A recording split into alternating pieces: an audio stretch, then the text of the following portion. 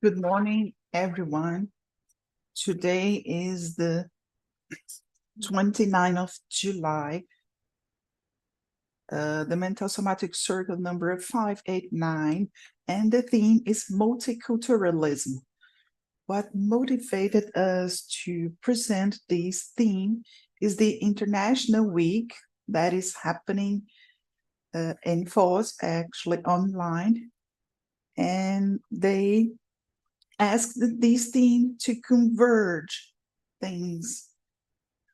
So we have this international circle. Who is watching online? There is this simultaneous interpretation by YouTube. I don't quite know how to access that, but if our team can give information. So this is in two language, English and Spanish, and we also have the paper, but there are a paper in English and another one in Portuguese, translated from the Portuguese version. We wrote it and it was translated by the International Week team. I'm gonna read some things relative to the theme. So on the first page, we have a lot of definition based on verbiage from the Encyclopedia of Conscientiology. So I'm gonna read some parts to warm up the theme. So the multicultural openness is the lucid consciousness predisposition to engage, interact, coexist, and communicate with people from different cultures in a fraternal, interexistential, and cosmoethical way, based on the evolutionary self-discernment with the objective to contribute with the planetary reurbanization. It's from the author is Luisa Consciência from Portugal. And a little bit further in the paper, we have this cultural matrix, which is the place, maternal or paternal home, source, orange, and the mode of contingencies and conditioning factors of culture, the set of knowledge, information, and acquired abilities, whether individual or in group, in evolving within the social group or in sourcing, generated and established in the intraphysical life. So when we were born and as we grow, so our main cultural matrix and the greater challenge is to expand our cultures to other approaches and exactly the universalism, towards universalism, which is the theme of multiculturalism. Page 2, I'd like to read the definition of the extraphysical center of fraternity. Why is it there? You're going to understand through the definition, and there is a topic further.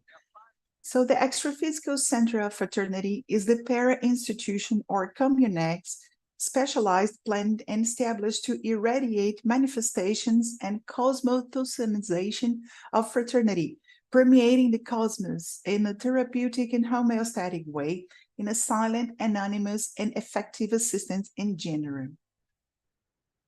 And another topic, which is the interculturality, getting closer to our team. In the context of parasociology, the greatest problem faced by fraternity on Earth is the deeply rooted egocentric attitude and sectarism, factionism, bellicosity, apriorisms, and ideological interiorsis, including theoretical explanation of universalism. Multiculturology, interculturology, and transdisciplinarity are initial openings for the free access of the extraphysical center of fraternity.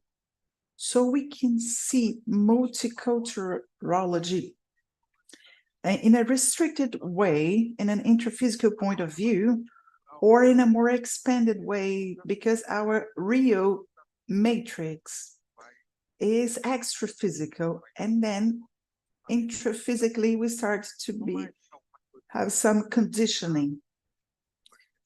And then we have some orthopensatas and also some definition. from the Dictionary of Conscientiology, arguments, and also from page 4, we have some questions from the Conscientiogram, and I like it to place some questions that has to do with our intraconscientiality. What would be the practical function of these multicultural universalism that we live, coexist, and want to enhance and amplify inside conscientiology?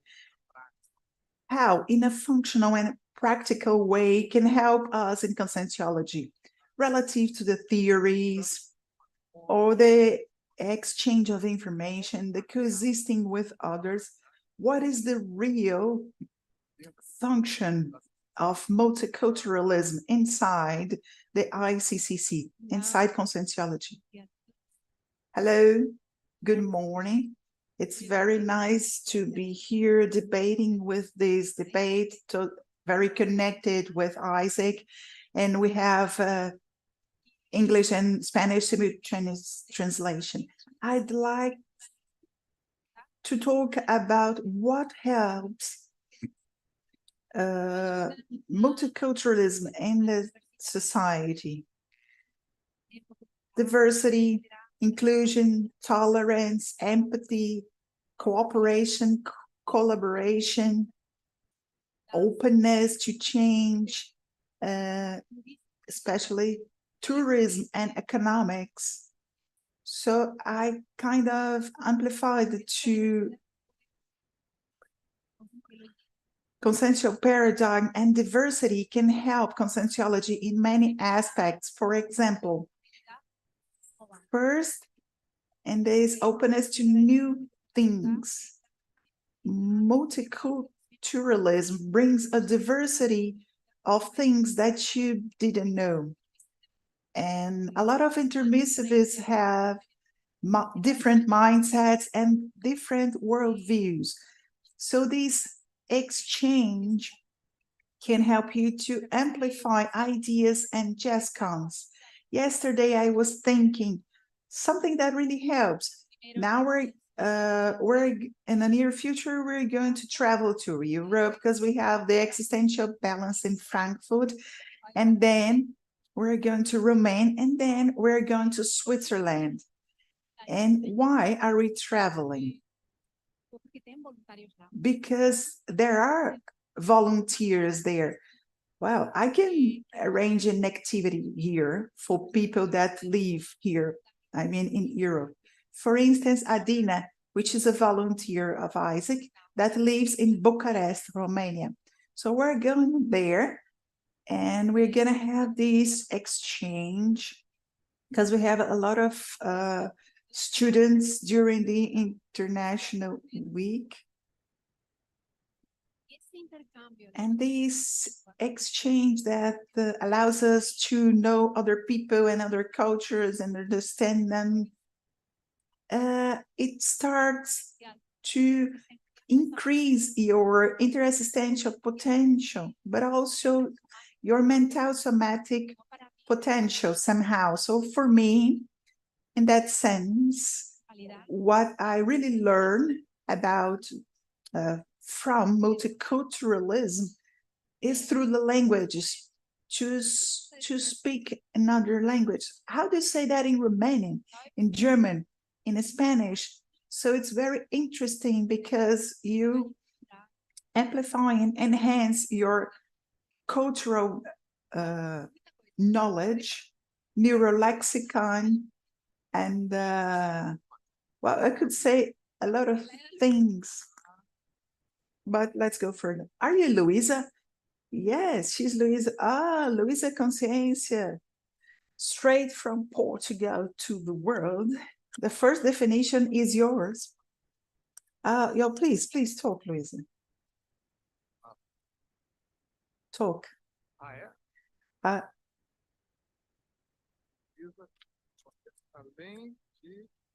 Besides helping, and Isaac is also a conscientiotherapist from OEC. Actually, I am Luisa in any place of the planet. And now I'm here in Foz do Iguaçu. I'm living in Brazil. I'd like to add, I am OIC volunteer. I'd like to add this question, multicultural questions, in a practical way. If we think all of us are multicultural because we've been in a different extraphysical and intraphysical environment, we can have more or less remembrance of that. We could develop the openness more or less. You can talk more or less languages. For me, languages is a facilitator, but it's not a synonym of multiculturality. For me, it's more like a predisposition and an openness to the different. And also, I think there is some level of conscientiophilia, willing to understand the consciousness wherever he or she is, what is his or her biography. So in terms of conscientiology, to have this notion that we are multicultural and to have this notion that we can develop this openness, we can better assist. And on top of that, to use all of that with discernment. So you can create a greater rapport. It doesn't matter if the person is living in Australia, Switzerland, Portugal, Africa, Spain. So the first contact is this approach with the consciousness and without this intercultural barriers, conditionings.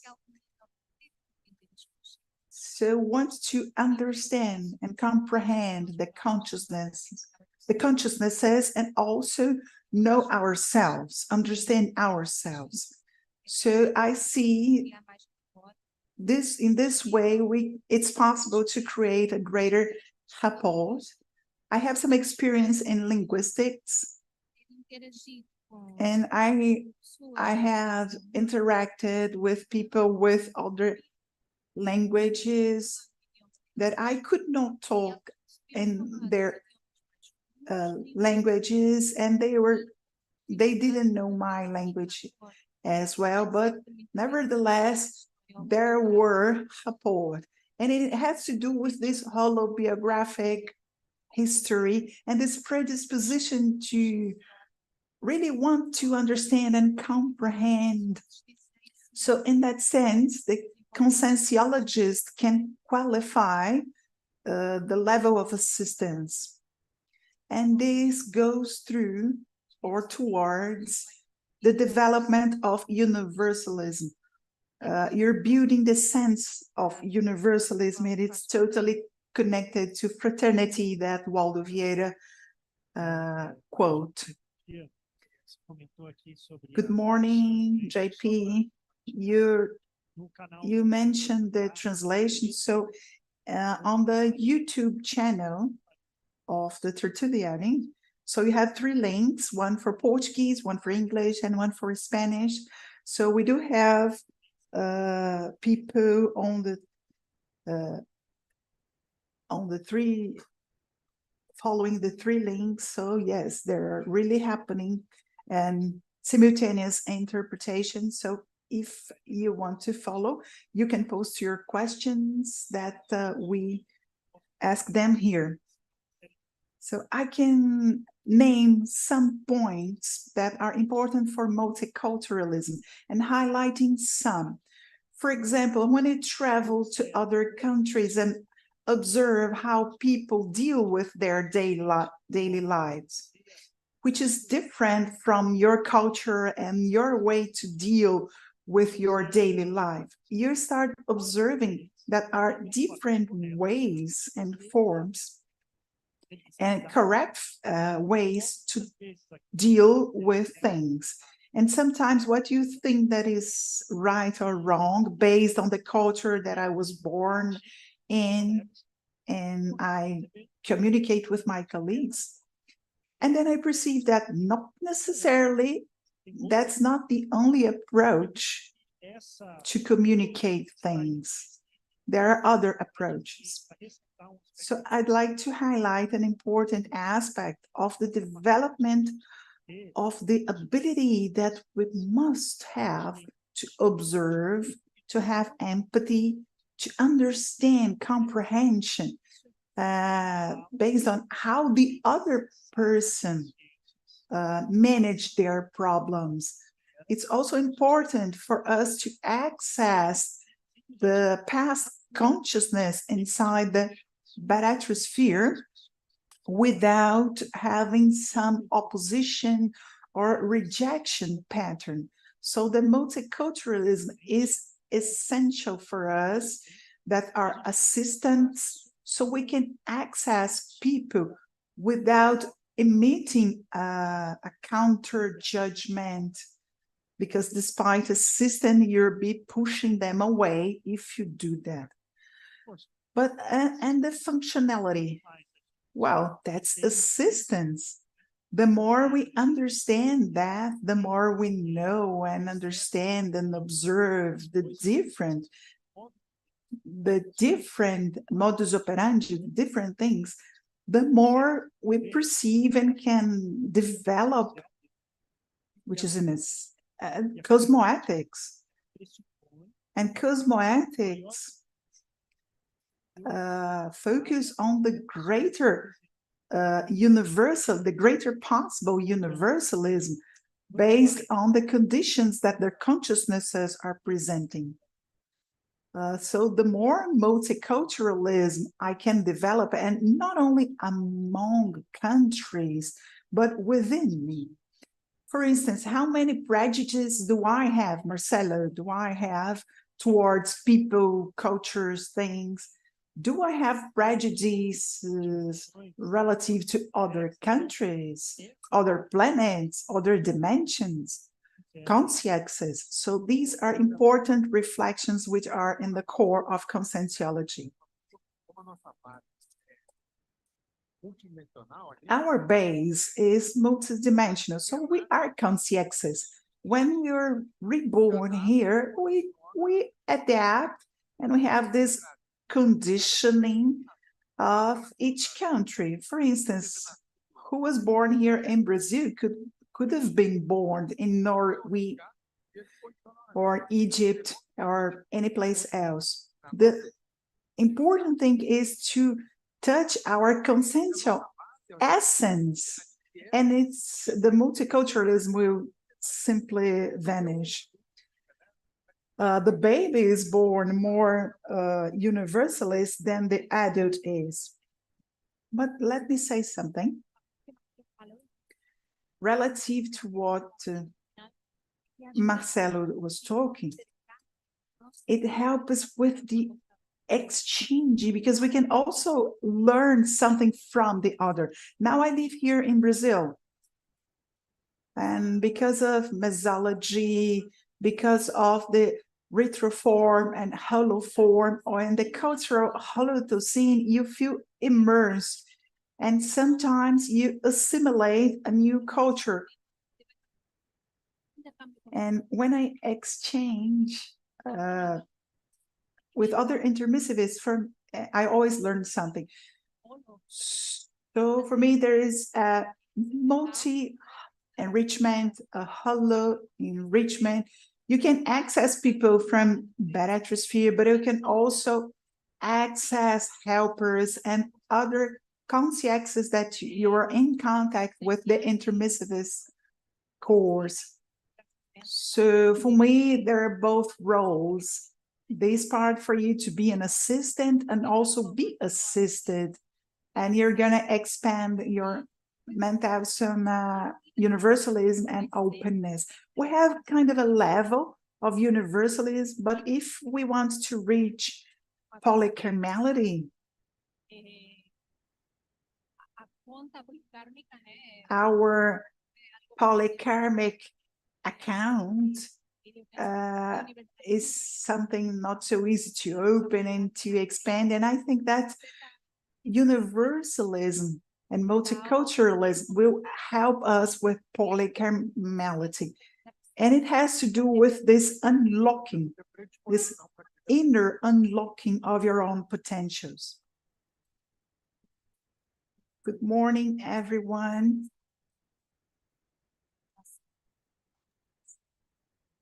International Week of Conscientiology. I would like to compliment when you brought the definition of this verbages. These two verbages are translated on the present edition of International Journal of Conscientiology. So we're gonna have a launch in this afternoon at 3 p.m. Everybody's invited. This is the 4th edition of the International Journal of Conscientiology. We adopted that strategy to translate the verbiage that has correlation with the theme of the International Week. So for those who are listening, and those verbages are available. So tell me something. This journal is available for download. Yes, it's available online. It's a published work from ICCC. You just need to access the website of ICCC, and it's available there for download for all the articles. And this afternoon, we're gonna have a talk with all the authors. So it's very synchronic because we are in the flow of this theme of multiculturalism. They're asking where people will access this talking, this conversation this afternoon. It's on the ICCC, isicons.org. It's gonna be today at 3 p.m. It's a free event, and the person needs to make the subscription at the website at 3 p.m. Brazilian time. It's going to be a continuation of our conversations today, and I would like to add the functionality thing, especially first the thing about translation. So since we are talking about multiculturalism, polyglottism is in the essence, and the person who has that ability has the potential of translate the clarifying task to different languages. So the next step for translation is to create and write in different languages. That's a challenge for all the intermissivists that talk different languages. We know that there is people that already writing different languages, the clarification task. Each person of us, we can have this potential to access different groups and different languages. Also, our intermissivists, besides those that speak in Portuguese. Conscientiology was created here in Portuguese, but there is a lot of intermissivists in different cultures, different languages. So I thought about those two aspects of translation of reading material and the task of talking in different languages. So when we amplify the multiculturalism, we identify weak traits, strong traits in different cultures, and that help us to qualify our potential to do assistance. So these two aspects we can amplify and talk a lot about it. And I was thinking about the multiculturalism question inside the Penta exercise. As a Penta practitioner, we cannot have cultural barriers. We need to have access to different people, different language, different concepts. Thought about this situation inside assistance. and all this aspect that we are all involved. The activity this afternoon, it actually starts at 2 o'clock. Correction, it starts at 2 o'clock, 2 p.m. instead 3 at Brazilian time.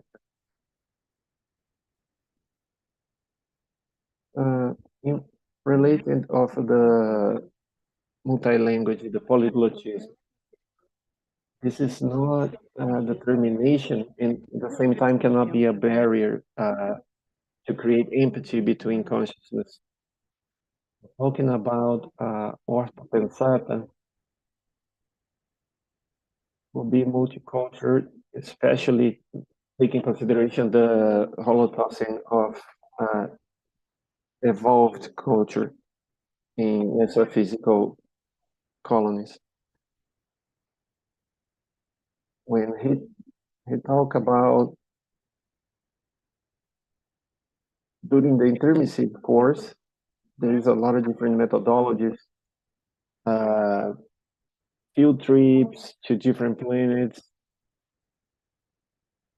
I think this predisposition is born from intermissive course where you don't see any barriers of different languages.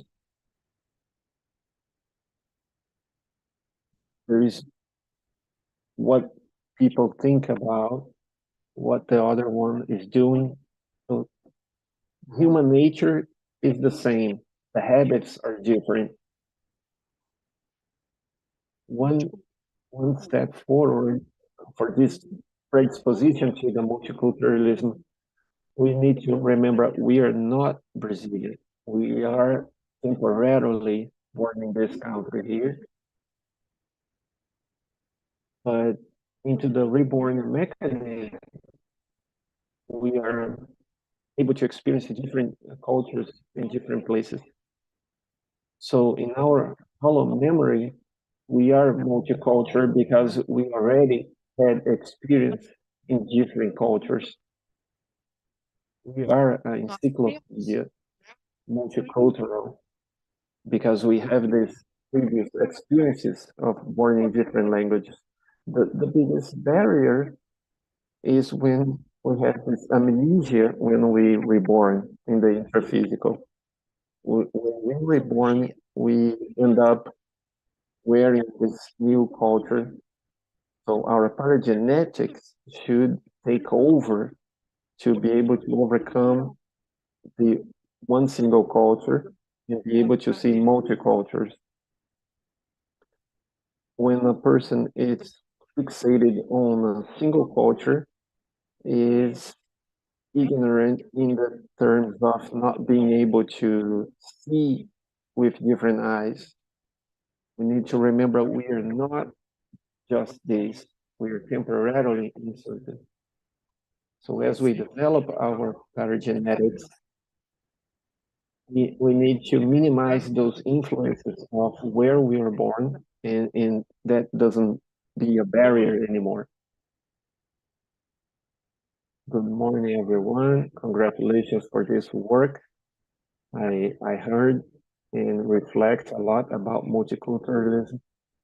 And I would like to share here today the experience we have working as a volunteer in the Conscientiology in this planet. We verified in these 4 decades of work as a volunteer here. It makes me remember the functionality of multiculturalism. It's also an element of existential recycling, capacity to observe the differences and register the differences that will trigger the renovation of everyone. When we have this contact with different cultures, different people, different languages, we observe that the different ways that each person functions. So all these decades working as a volunteer with different cultures, I observe that these triggered me to look back at myself and recycle my ideas. When we observe like how clear people are talking here today, instead criticizing, I can reflect how they can speak so clear. So all the themes that we discussed here today was very positive, take us to a positive reflection. This happens a lot when you're traveling abroad and all the contacts we make. I would like to register here today the potential of multiculturalism, bring everybody into recycling of ideas and learning new things. This is very positive thing. I have a question here. I think Professor Valdo Vieira already talked about it, but I think we can expand here. If you think about modern history, the Spiritism was born in France and then expanded, grew up in Brazil. In France, people don't care much about it anymore nowadays, but in Brazil, it's growing bigger. But before France, maybe there was some predecessors studying Spiritism. But why Conscientiology was developed here in Brazil? Is Brazil more developed, more open to that? Why the fertile ground was here in Brazil for Conscientiology as a science? It was not the first option, but why was such a fertile ground here to develop Conscientiology in Brazil? That's a very important reflection. I think we should research and figure it out. I believe there is more immanent energy here. Consciousness are coming from Europe, the Parapsíquica, but the thing here very present is a strong natural energy, immanent energy. All this immanent energy help and help with the freedom to be different. It's very important to register here today. Freedom to be different. One thing that can help here is the shape, the mold in Europe. It's so overcharged with history and conflict, and here we have more openness. That's why, Professor Valdo talked about this subject in the past, in another Tertuliarium. Here we have more opening for new ideas, more immanent energy. Things can flow easier in a bigger field. Everything is possible. And we have a lot of different religions, different things. Professor Valdo talked about the Portuguese language, how it makes it easier for Conscientiology. The language in Portuguese, it makes it easier, the opening for this Conscientiology implementation in the Latin culture. If anybody remembers that, can talk about it. The immanent energy is very present here. And also, we got to remember about Africa. Is very present, full of energy. But besides Europe being a very old continent and be very overloaded with a Holocene, very old. In Brazil, there is an openness for parapsychism.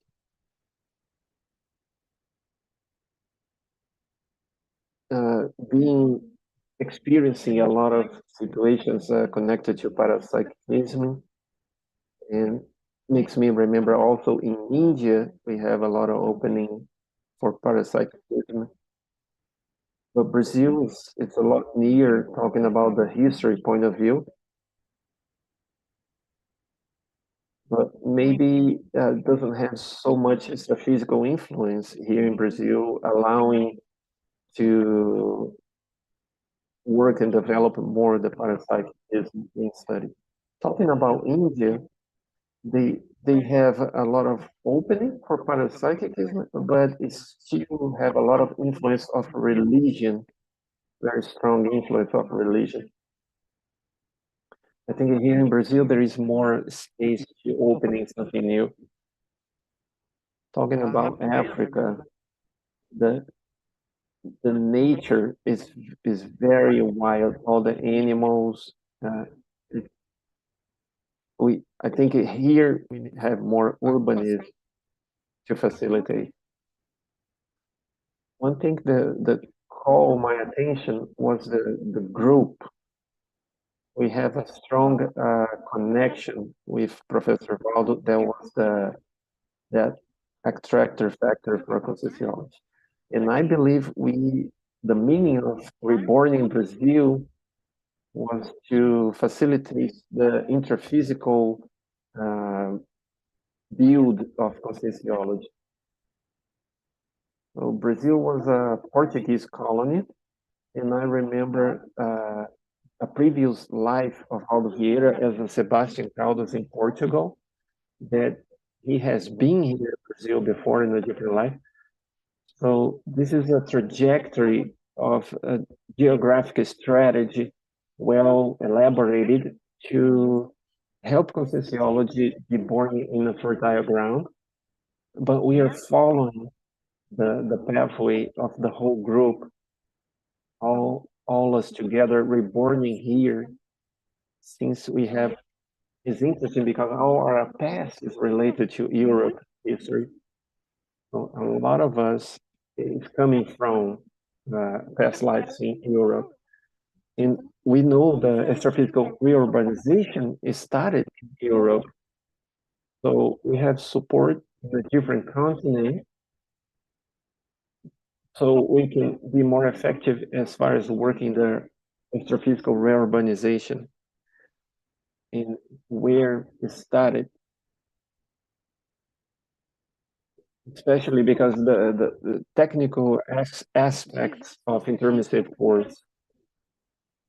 I'm talking about these because I never met Professor Valdivia in person in this life, but when I watch his courses, his lectures, it's very impressive. I remember him, and I'm pretty sure I had a life where I met him in person in a previous life.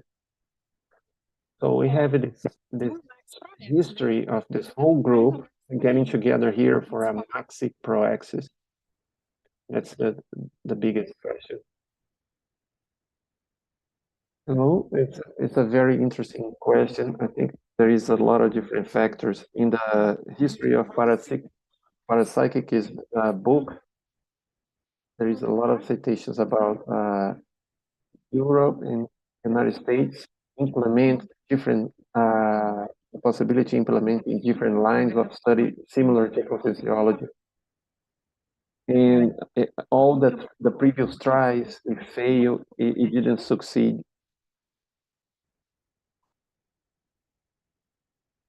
Either because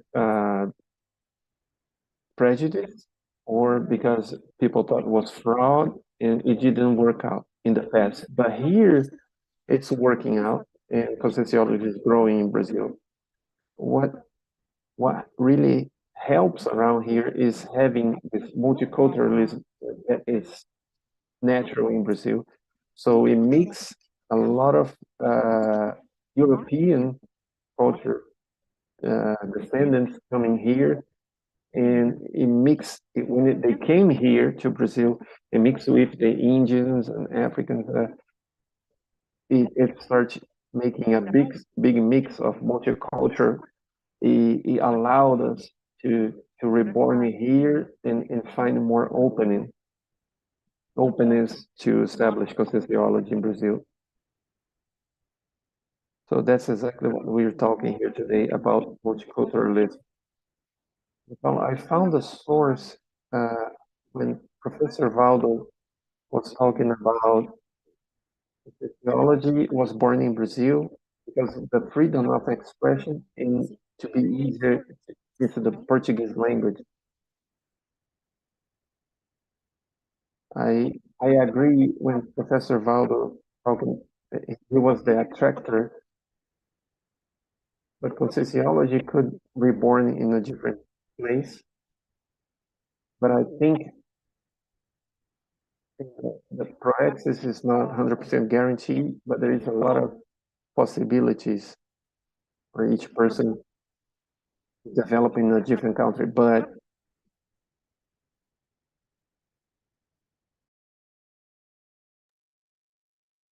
I'd like to talk about the Portuguese language because I have some doubts and questions. We'll have the launch of the book of the author Lilian Zolet, one book.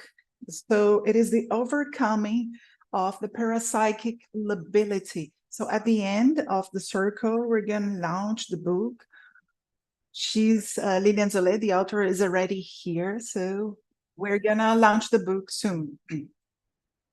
Can I talk quickly? Yes, yes. As a hypothesis that Portuguese language was one of the factors to bring conscientiology in Brazil, we can think like that. Well, Portuguese is important, and building the words, the neologism, is easier to build in Portuguese. So maybe this is more important than have an idiom language that you can reach a greater number of people. I have some doubts. So Portuguese is a language spoken. So this is the fourth, if I'm not mistaken, that's the fourth language, the more spoken language in the world. But if you present something in the United States, the Americans know nothing about Portuguese. Spanish, they know some. So Spanish and Portuguese are based, Latin-based lines. I think the Portuguese is a little bit more complex than Spanish. And the Spanish is more complex than English, which is the more spoken language. Well, this complexity of Portuguese helped somehow in this elaboration of the theory. Did it help? Even nowadays, we have a lot of news that if you go in another country, the Brazilian news are very distorted, or they even don't know what's going on. So Portuguese is a barrier. Oh, but it's a barrier for advertising, divulgation. But I don't think that's the priority, to bring the ideas from the evolved communex into the intraphysical dimension. What is interesting in your question, there's never a game that you can win 100%. I understand if the Portuguese were a greater spoken language, that would be better, but it's not. So within a language between, let's start with the more spoken language, but then you're gonna lose some nuances or details to better transmit the ideas from the extraphysical to the intraphysical. Portuguese has a lot of possibilities based on the linguistic structure, but it's not spoken in some key countries. United States, Japan. Yeah, so the structure, I've translated some conscientiological material to English and vice versa. It's way easier to do from Portuguese to English than from English to Portuguese. Because Portuguese, you have way more synonyms, way more tools. So Portuguese is a more broader language. And when you translate to English, it's kind of a narrowing. It's way harder for you to not lose the essence from you go to a bigger language, a broader language to a more narrowed one, like from Portuguese to English. So Marina here is more experienced in volunteering. So I recall that in projectology, Waldo used to question the helpers. Why not do that in English? Because it's going to be more accessed. And basically the idea is exactly that people are talking to. The capability to give a more precise definition without some bias of philosophy, religions, and other branches of knowledge. If he did that in Portuguese, he could change the words in order to better fit the definition regards the culture relative to the extraphysical phenomenon, to be more precise. The Portuguese is able to allow that. So the conclusion was, let's make it clearer as possible so we won't fall the same pitfall that we did on the past, that have these bias towards religion or philosophy. And then you're going to have the translation from Portuguese to other languages. There is translation, but on the other hand, that are also the intermissivists born in other cultures, in other languages, and these are the key people that probably they're gonna study Portuguese, understand Portuguese, and do this better transposition from the Portuguese to his or her native language. This is very important. So in the 80s, which the projectology treaties were launched, we hadn't any clue that we would be here at this point. But Waldo Vieira had this notion. And he was talking about the English language based on the advertising and spreading. And the bibliography of projectology book is huge. And the authors and the projectors that had written something about out-of-body experience, they were not native Portuguese speakers. And people used to say that to Waldo Vieira.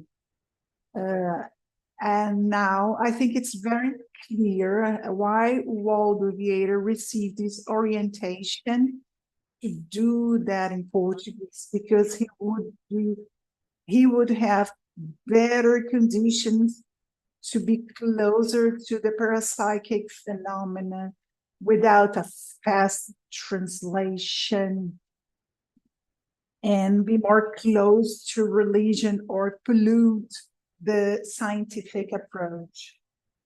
Very good.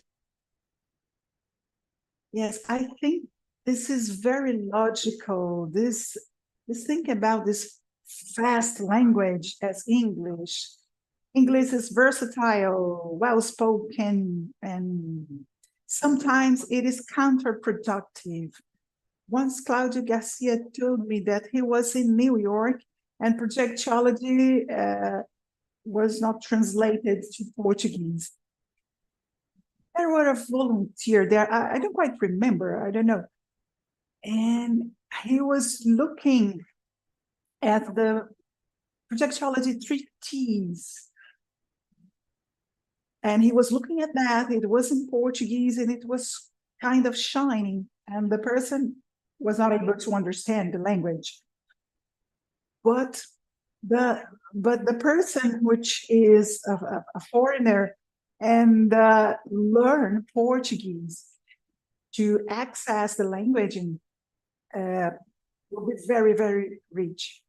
When you're interested in conscientiology, you overcome the barrier of the language. You arrive, you understand nothing in Portuguese.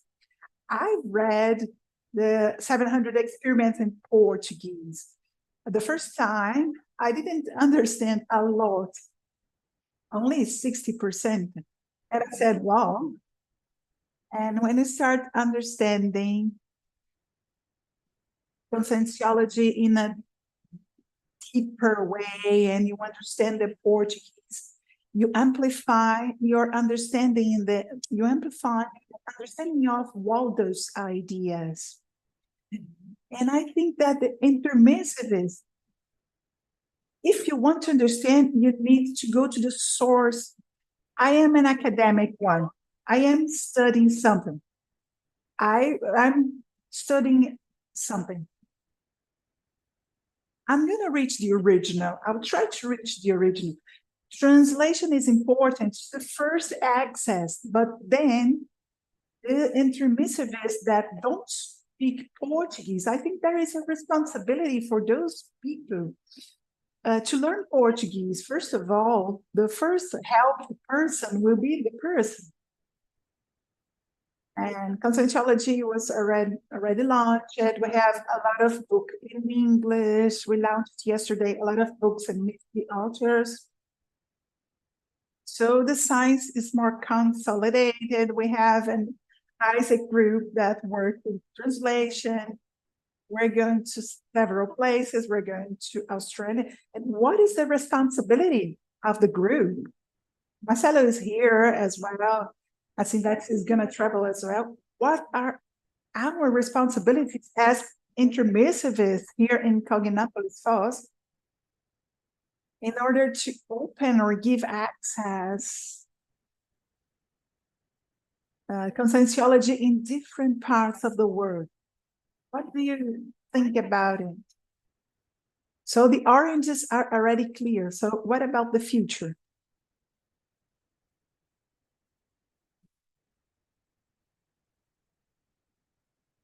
While you are reflecting, I'd like to bring an example.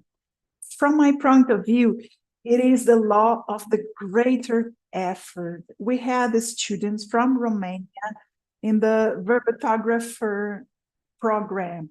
She wrote the verbet in Portuguese, and she knew Portuguese in a very denotative language. And she was able to understand the verbetograph, the verbet mold. She is an example of the law of the greater effort because she overcame the barrier of the language and she inserted herself into the encyclopedia of conscientiology. So it has to do with the very advanced intermissive course. I like her a lot. She, for me, is an example. Here we have, and I always stay in the class. Here we have the law of the greater effort personified in that person. You really brought a very important example. So people are translating to the Roman language the terminology of conscientiology. It is really interesting.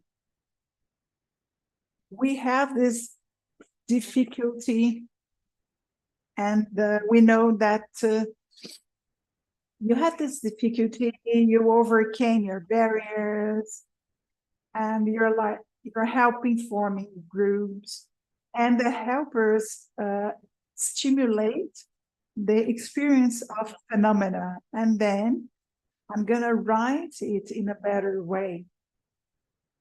Marina is talking, thank you very much, very interesting. Roberta Bouchardet is remembering here.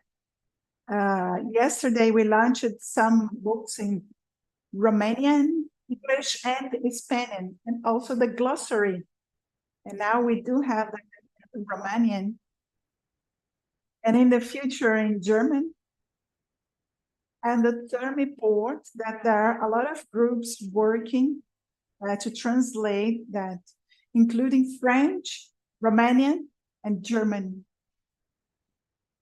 German, French, and Romanian, besides English and Spanish. So there are 5 languages. So 5 books and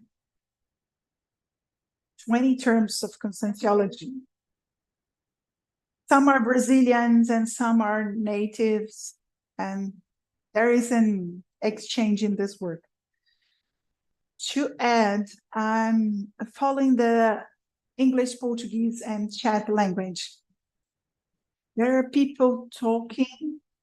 There are people on the chat that there are people from Romania, Brazil. Who would know Romanian?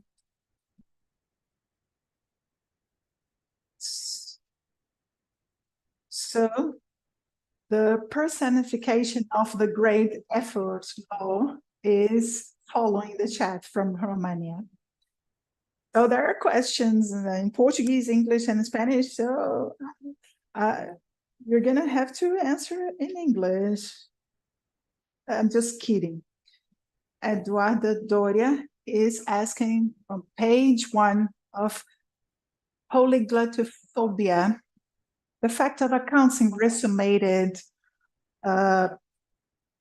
in a country with an only talking the native language and never traveled abroad could have this trait of phobia, of polyglottism phobia in the next life. Well, that depends. Sometimes the person is a very closed one. And I've been to the Azores Islands. There are very tiny islands. And there is a specific island that is very small, and there is only 2 cities. You can walk the island over a day. There are some people of one city that have never gone to another one. So this is incredible to think about it. It's a lot of restraints. The person cannot see beyond his or her own nose. And the person is not going to learn another language or accept another culture. So if the person has a lot of restriction, well, the person has some problem, because we are in the communication era to have this polyglottism phobia. There is a phobia that's called glossophobia. So the person is ashamed or afraid of to be ridiculous. And I remember when I started talking in Portuguese, it's like a children that wants to express, but I didn't know how to say, and I was very insecure. But that's okay. You're starting to to learn a language, and it also happened in English, not only in Portuguese when I was learning. And I'd like to express something and I could not.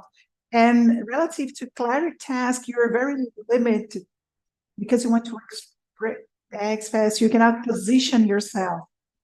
The worst thing is to have the idea is not able to express. You feel like a child, exactly. But if the person is more tranquil, the more secure person, you can ask yourself, what am I doing here? I'm gonna assist people.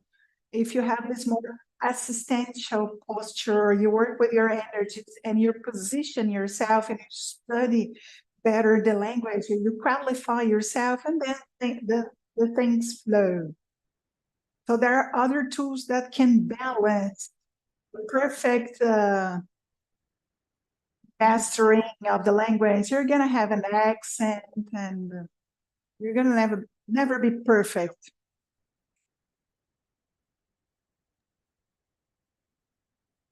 When we start laughing about ourselves, because you're learning, if you make a mistake in another language, it's not a horrible trouble. And if you start laughing at it, going into a deep dramatization, and I remember when I try to speak different languages, when I talk in different languages, one thing that I noticed on other people around, the friends, the worst thing when we make a mistake, the people who doesn't know how to speak another language, if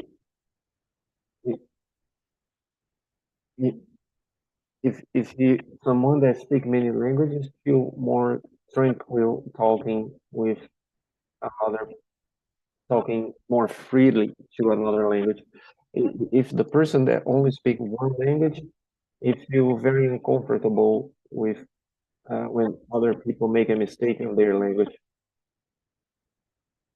In the communication between us intermissivists, it's a very good to break the barriers.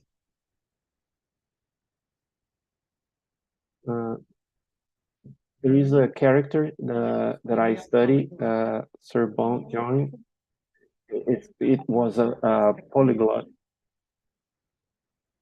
Every time I travel to a different place, I was going after to learn that new language on that place. And people that has a lot of difficulties to learn a new language, it's about more a selfish situation, worry about not making mistakes. I think that's a good example. Sir John Boring, 18th century. I just would like to add something about the small island. It could be considered Conscientiological that is very close into a neighborhood. So there's people that never travel.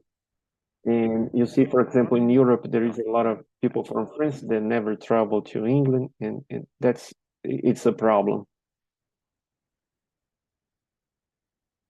The people are following the chat. We got a question from Regina from Germany. How other cultures can enrich conscientiology, but not exactly talking about history, but talking about nowadays, how can we change this perspective? The other cultures need to enrich conscientiology. Not just Portuguese to be translated to other languages. I think Virginia was talking about people that's already writing conscientiology in a different language than Portuguese. So authors writing original texts of conscientiology. I think the question is the opposite. How a different culture outside Brazil can come and enrich conscientiology here.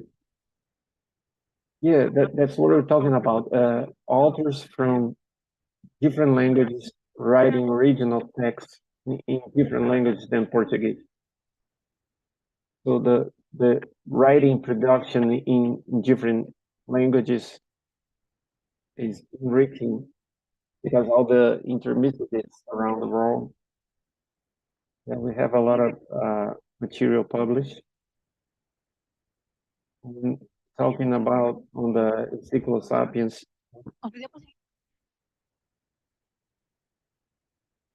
And people say allowing other authors from different languages to write the verbatim in different languages, and then we can translate afterward.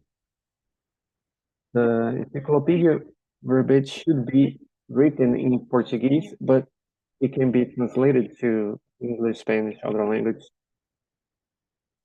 But the barriers are getting smaller. The Tertuliarium is very open here to receive written material written in different languages. So you can come here and defend your ideas. There's a lot of open possibilities.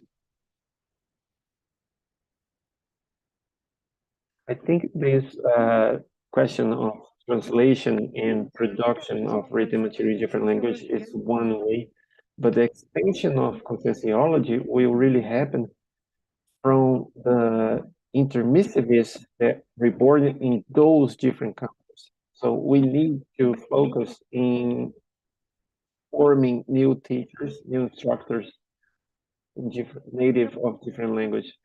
Only from that point, conscientiology will really expand outside Brazil. So those intermissivists that have still that connection with conscientiology,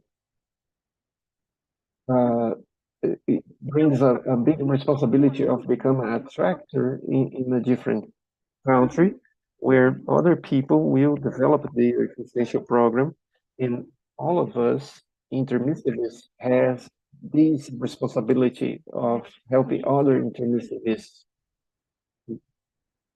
So the geopolitics and para-geopolitics need to come together to create these connections with the extraphysical communities.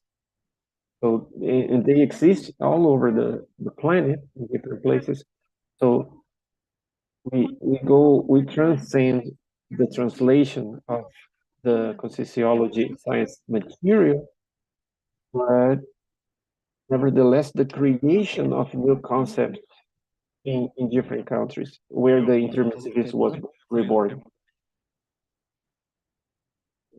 What Regina was talking, we need to pay attention to the strong traits of different cultures. So when you think about the German people, they have, for example, a lot of strong traits like discipline, the way of thinking, and the language is very interesting. When we see a group in Germany start developing conscientiology in their own language, it will bring their own local characteristics of that specific culture. So conscientiology will expand in a specific way there. So when we consolidate that, and when we look how they approach the ideas, it's going to enrich, and we're going to interchange the richness of multicultural. Talking about people who speak different languages, we notice what happened in the energy field there, how important it is to create cognopolies outside Brazil. So thinking about Romania, wouldn't be very interesting to have a cognopolis in Romania or in Switzerland? Yeah, we have ideas of creating hubs. The hubs will be a connection point that doesn't have all the bureaucracy here, but in the creation. So in Europe is difficult because the hetero shape of everything so old, the history, the barrier is bigger. But in Brazil, it's not that easy. it's easier, but not super easy. So we created the Cognopolis here in Iguazu Falls. In the process of internationalization, we need to think this process to create those hubs outside the country, so then they will turn into Cognopolis. So we need to elaborate this strategy. If, for example, me, Marina, other veterans, let's travel abroad and build these structures. In the chat, there is a group of 50 people in Romania studying Conscientiology right now. So that's not small. Yeah, for example, here in Florianopolis, we don't have 50 people together studying. Yeah, they have a weekly meeting there, and we have other volunteers working with us at ICCC, and they get together every week on weekly meetings to discuss about Conscientiology. So we're going to establish parapsychic dynamics, psychometry, and launching different books to help grow the movement there. And we invite a lot of people to participate. And this year, we're going to have Caio Policeo and Rui Bueno in Romania. And it's been already a long time. They work with the IC reaprendencia.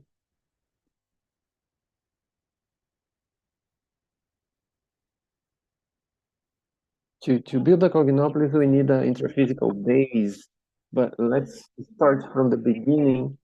We have an idea of creating hubs in a geographic strategic place that is closer to everyone, to reduce the administrative and bureaucracy, and bring together people of a lot of different specialties to create a stronger group, stronger connection. So in Brazil, for example, we have 1,000 people already subscribed here. Romania, for example, has 50. In Germany, we have less people. Portugal, we have a bigger group. So the project of build the Cognopolis in Portugal, I see is possible, but the focus, the idea right now, we talked on our meeting last year with people in Europe. A lot of them are Brazilians that are living there right now. And we create this name, Hub Europa. And we're gonna create incentives for them to develop local projects there to connect the rest of the world, but doesn't have yet. But in the future, we can create a bit of intraphysical base there. Listen, it reminds me 1995, 1996, when we had only one book, The Projectiology by Professor Valdo Vieira. What happened is that really helped us when Professor Valdo Vieira foresee like so far ahead, we're gonna build this here that is gonna become something else in the future. So that helped to remind our intermissive course to build new synapses. And years later, we see everything like taking shape, and when we need to keep investing the hubs in the future. Each country will have their own Cognopolis for Conscientiology, but it needs to born on each country naturally. When we build something in a different place, it goes beyond culture. So you build something to help the local people that are studying Conscientiology there to protect them from being swallowed by the local culture. include the multicultural environment. For example, the structure here are huge structures. There is a logic behind the planning ahead like that. It really helps the extraphysical helpers to work with the plan. For example, if we didn't have Cognopolis, it was going to be a lot harder to accomplish things here. If I was not living here in Guaso Falls, if I was still stuck at the same type of life I had 16 years ago, I would not be able to study and concentrate and channel all my energies to the study of conscientiology like I can do here, immerse in this holocene that is provided by the Cognopolis for all of us here. Yeah, me neither. I would not be able to concentrate that much. I would like to bring back talking about Caldas. When Mini Tertulias was not recorded, a lot of debates by Professor Valdo. Sometimes we miss some of the things he said. So to help us understand, when he had that life as Caldas, it is very hard, was very hard to be infiltrated. So now he brought the concept of a broken line, and he explained that his previous life as Caldas was preparing him to be executing the conscientiology in this last life. So in this different movement of 3 years of mini tertulias that he had here, there was thousands of people that came to watch it here. So all those people, they would not recognize him here, but these people was gonna reborn and be more ready to advance the conscientiology ideas. So besides all the parapsychic abilities, Professor Valdo was a big entrepreneur to be infiltrated here. What means, so it makes me think of what means to be 100% infiltrated. So sometimes you work for 5 years as an infiltrated in a specific place doing something, but how is to be 100% infiltrated the whole life, and what actually help us to anchor conscientiology here in Brazil? It started actually back in his life as Caldas, didn't start it here in Brazil.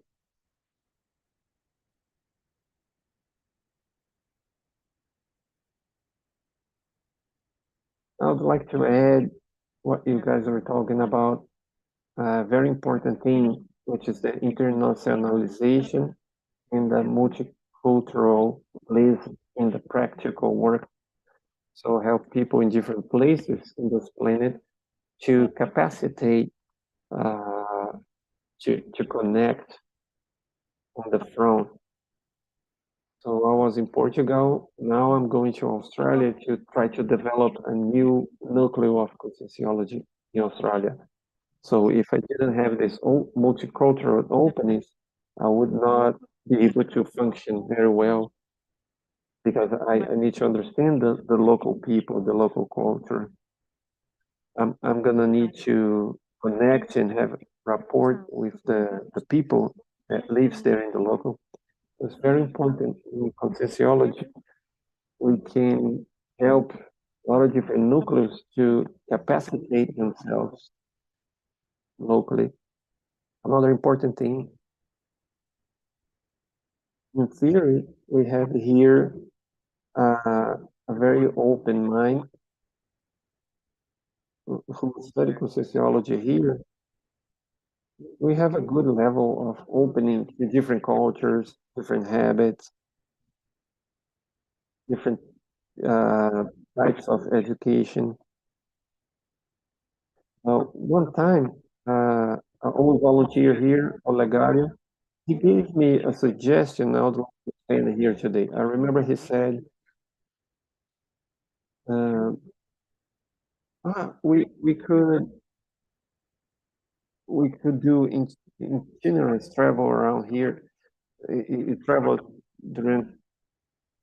to different cities, and what about instead just go to a place and come back here? What if we spend a whole year in a different place, to giving classes and lectures? Then you spend just a week in a place, you come back.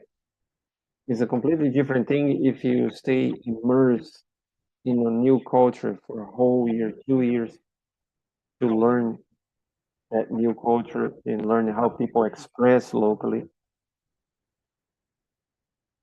We start to experience those frictions with different volunteers in a different country. Then we can really like put ourselves to the test, to the real test.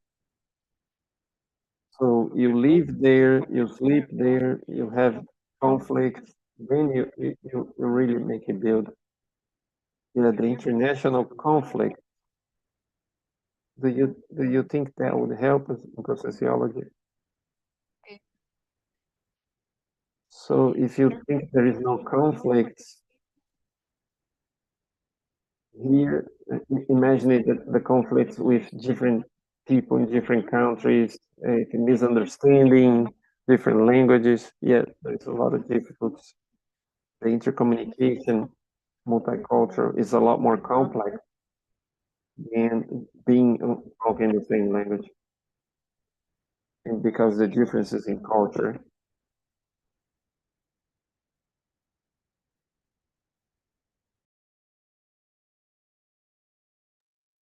There is this analogy, and it's really true. When you arrive here, you have this cultural shock. And I think it has to do with everyone. You go to another country, it takes a while for you to assimilate and adapt to another culture. And these for both sides. So the two persons that are coexistent need to adapt and adjust. And one of the beneficial things on this intercultural exchange can access and try to understand.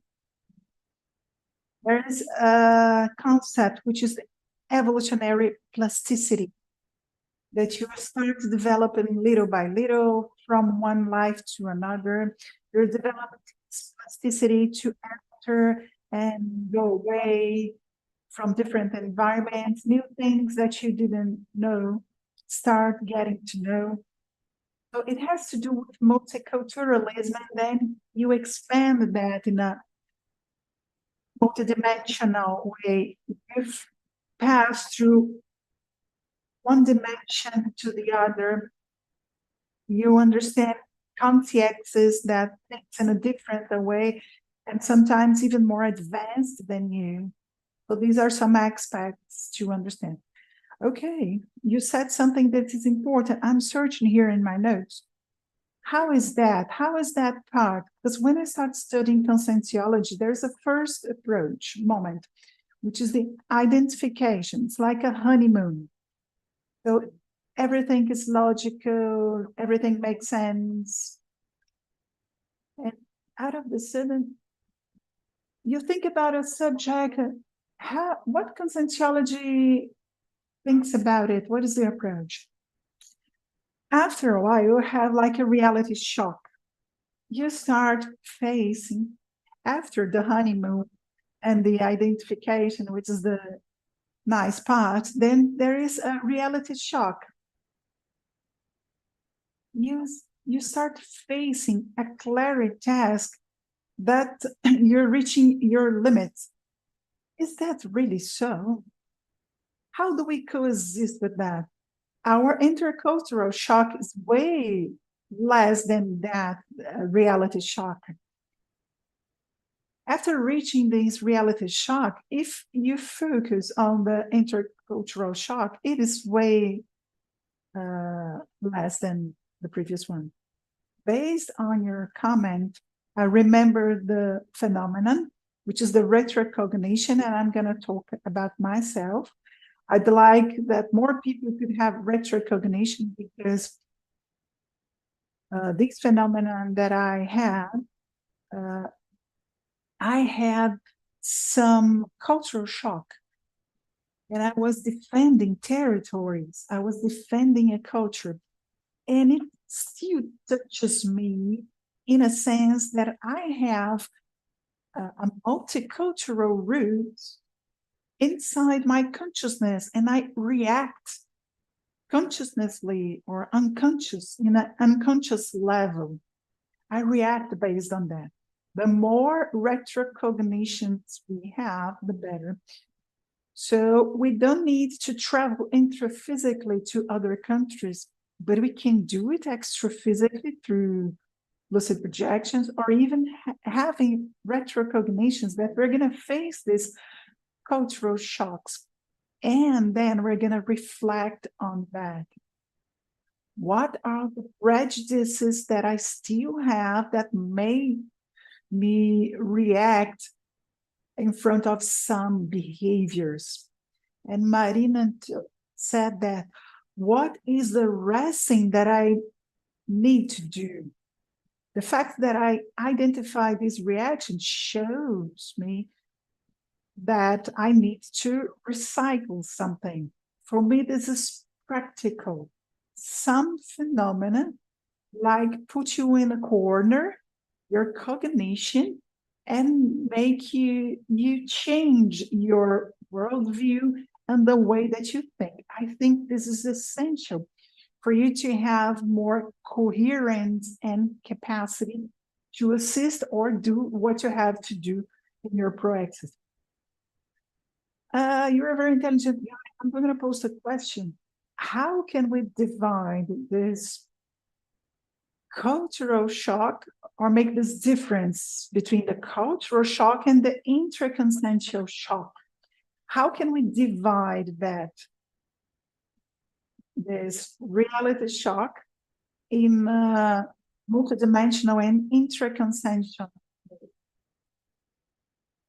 I think there is an interchange and interfusion. They are connected somehow. The question is, the shock is neutral. It's not good or bad.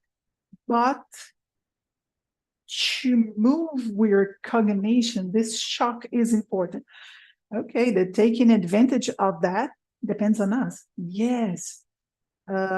We have this cognitive dissonance. For you to promote an important change, it is important to have this cognitive dissonance so the person can, whoops, I'm going to stop, think about it. Then you have a blank in your mind, you have kind of a jet lag, and then you stop and start reflecting.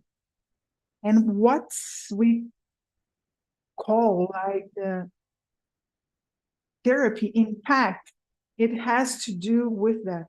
We only have 2 minutes, Lilian. I think we must remember people with some lack of abilities, because the universalism is not only go physically in your country or speak a lot of languages. And sometimes the people are handicapped, and you don't pay attention to someone who's very close.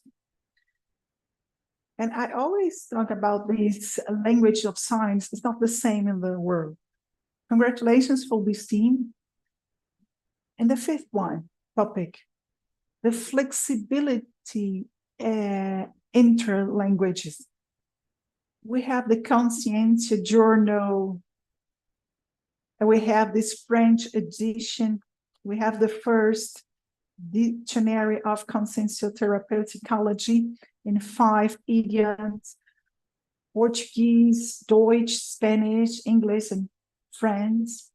We're going to have the Thermiport in 2 languages, the Romanian and Italian. It's going to be launched in September. We are reviewing both dictionaries edited by Editaris. So it's very important for us that are experienced in conscientiology to take advantage of this time or zeitgeist.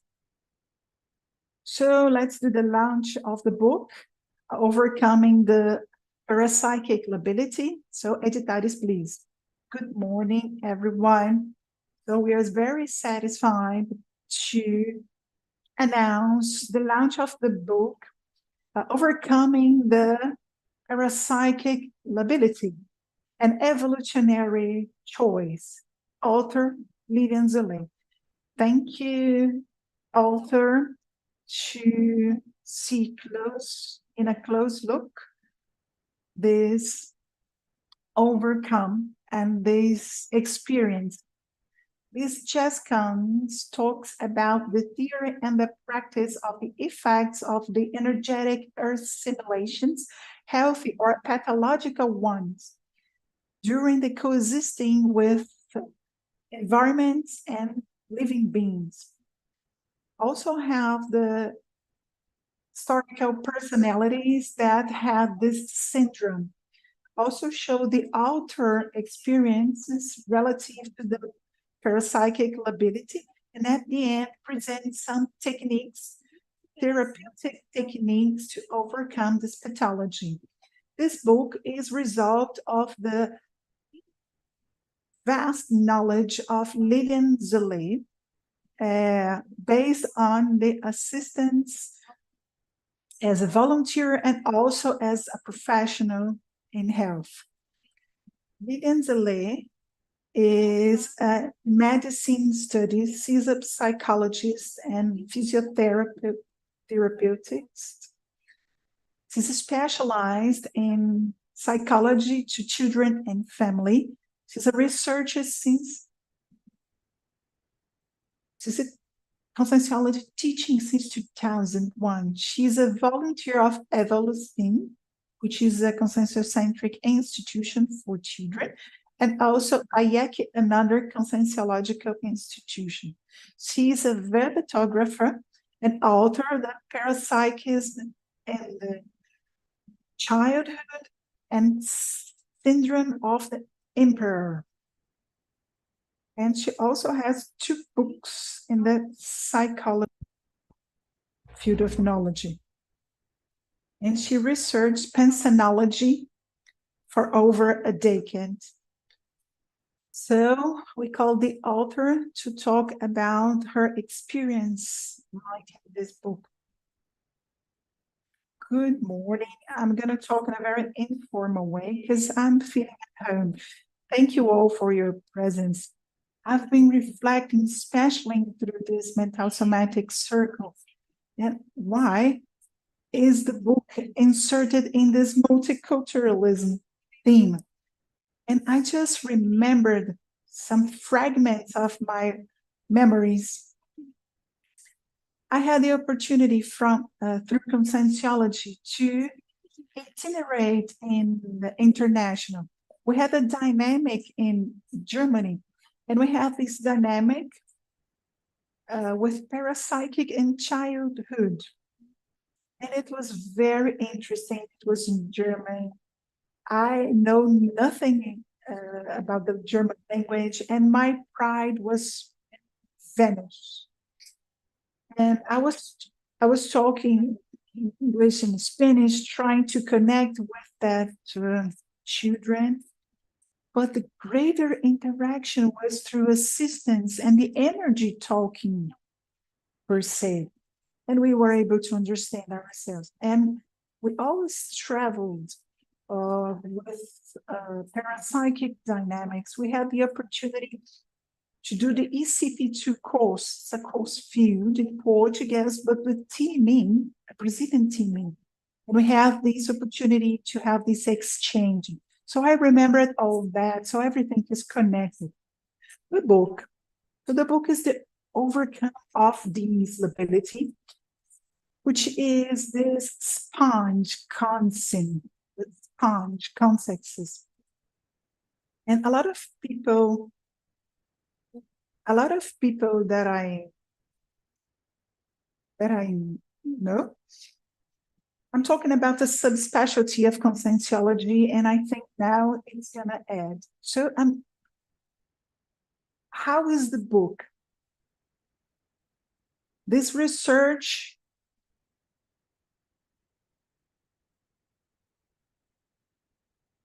so the medicine for me to overcome to the parapsychic lability is to attend the ecoplamentarian in a sequence. Waldo Vieira told me that I must assume my intermissive course and my strong traits. And he told me, oh, the train is leaving from the station.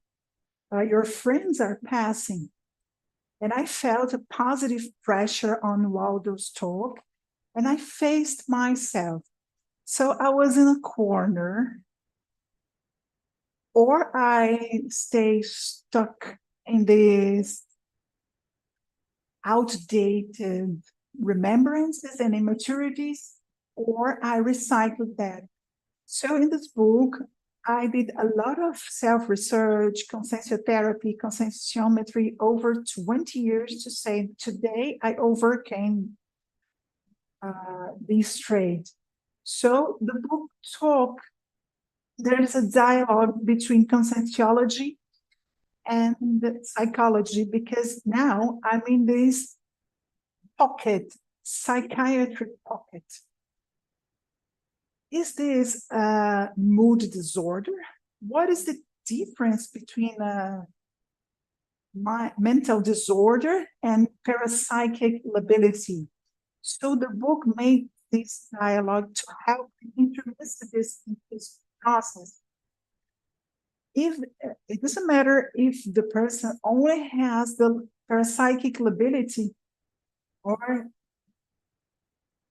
together with like a mood disorders, we can help the intermissivists, the life quality of these intermissivists. We can talk in a very positive path. So it's a therapeutical book demystifying all these disorders, and we make this clear difference between the lability, which is from this sponge concept that doesn't have the mood disorder. So to end that, I'm very grateful to all these people, this conscientiology, everybody that we bumped in Tertuliarium and my corridors here.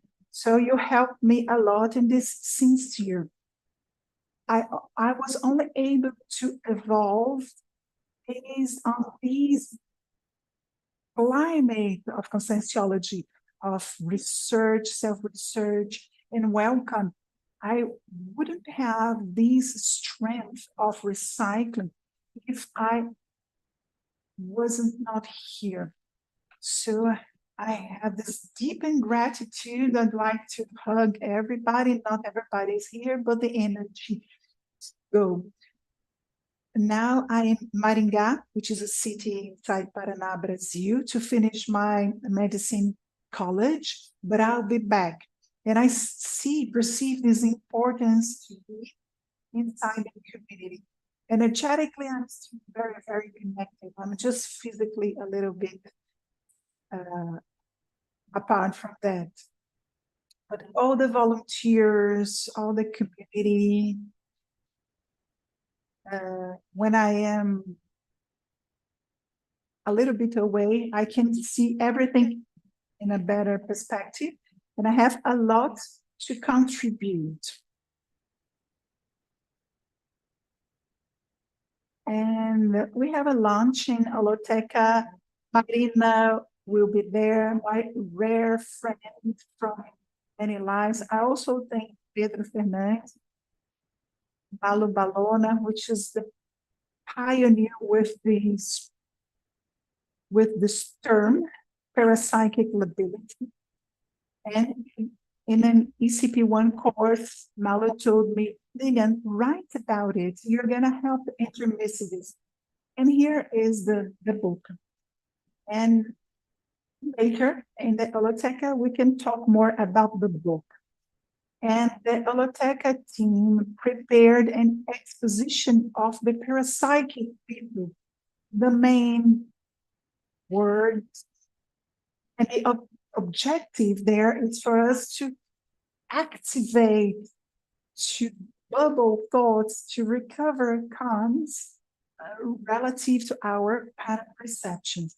So it's going to be 7 p.m. Brazil time inside Holoteca. So again, gratitude. Thank you.